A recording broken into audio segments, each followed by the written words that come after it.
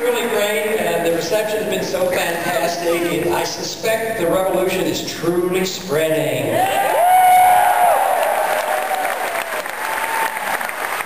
I do want to make a comment about our music that we have. Rocky Lynn, doesn't he deserve a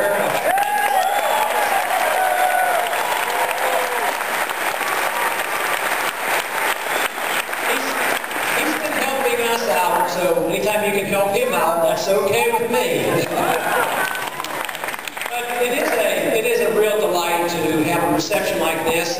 People ask me, where do I go? Well, sometimes I go where we're called. And we're called because somebody told me there was a fantastic meetup group here in Nashville.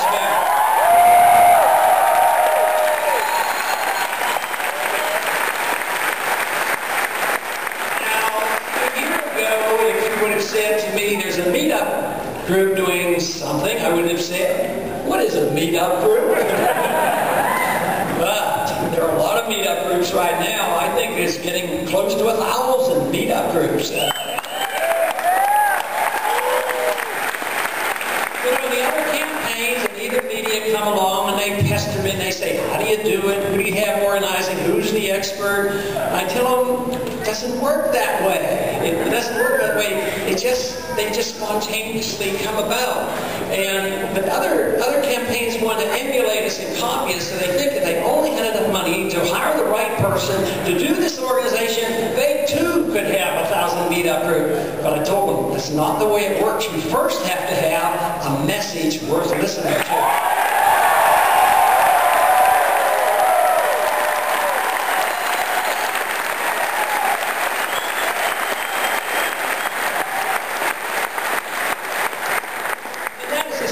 What I have been trying to do for a lot of years.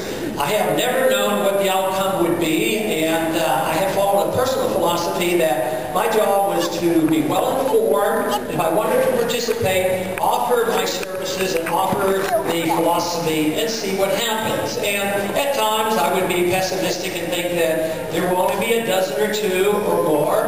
And yet, even though I was a bit reluctant to get involved here in the last 10, 12 months, let me tell you, the results have been far beyond anything I ever dreamed of. Let me tell you, there were a lot of people out there like you who already knew about it and wanted to hear the message, and there are a lot of new people joining us by leaps and bounds every single day.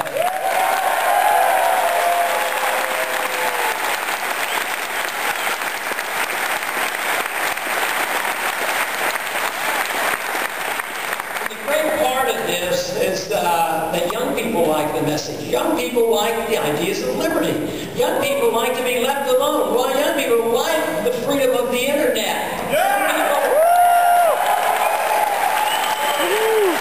And young people, as well as many others, like the idea of not only should the internet be free, but it should never be taxed or regulated by the government.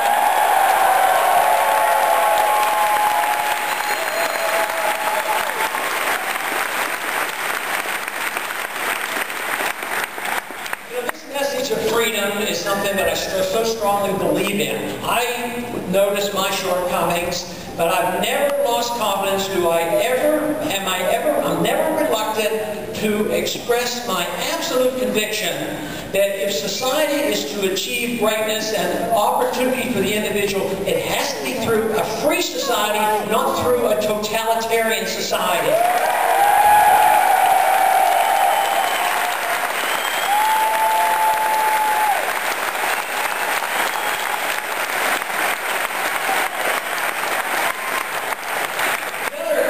Discovery I have made during this campaign. I suspected it was true, but I've really verified what has happened since we have gotten so many to join. The groups that come together are very diverse, like was mentioned earlier by Lou. He said that we could go to San Francisco, we could be well received. We can go to Salt Lake City and be well received. And we can go to the center of the country, to Nashville, and be well received.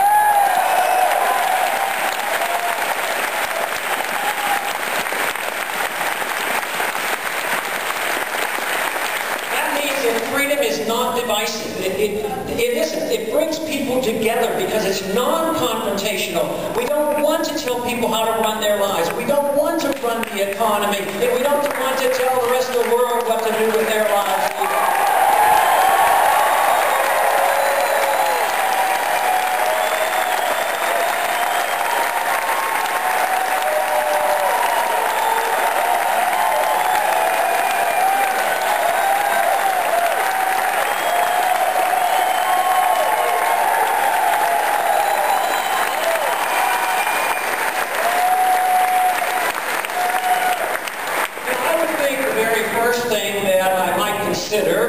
If we are successful, or when we are successful, is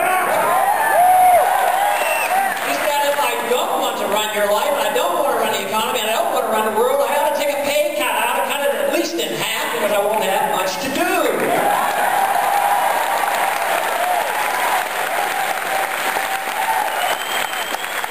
You know, what we have today is exactly the opposite. A lot of people still think we live in a free country. They don't think we live in a police state. But just ask a property owner. Just ask somebody who has income, whether they own their property or they own their income.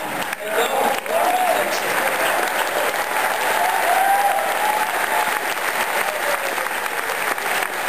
So when you have an ever-growing government in Washington that just takes so much from us, first they tax us, then they borrow and pass on the debt to the next generation, and then they go ahead and they print money to further dilute the value of the dollars. Everything is centered in Washington. Even those who would like to survive on their own, out of self-defense, they have to go to Washington to try to recover or get rid of the regulations.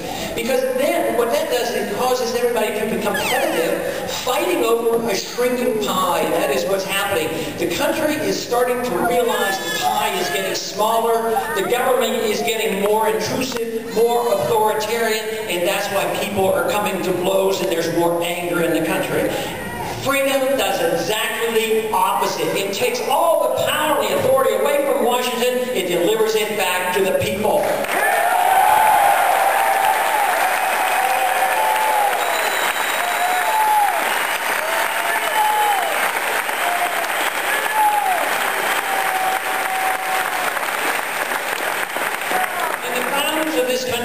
Fully understood that, and they understood it well enough to put it in the Constitution. They understood something else about freedom. They knew that freedom was a single unit. It didn't come in bits and pieces. There wasn't something called personal freedom. There wasn't something else called economic freedom. And then there wasn't something else that said you can arbitrarily pick and choose on what countries you want to get involved in. They saw this as all one unit, and the purpose of the Declaration of Independence was the recognition that our life and our liberty comes from our Creator. The purpose of government was not to dictate to us, but for the limited purpose of preservation of liberty.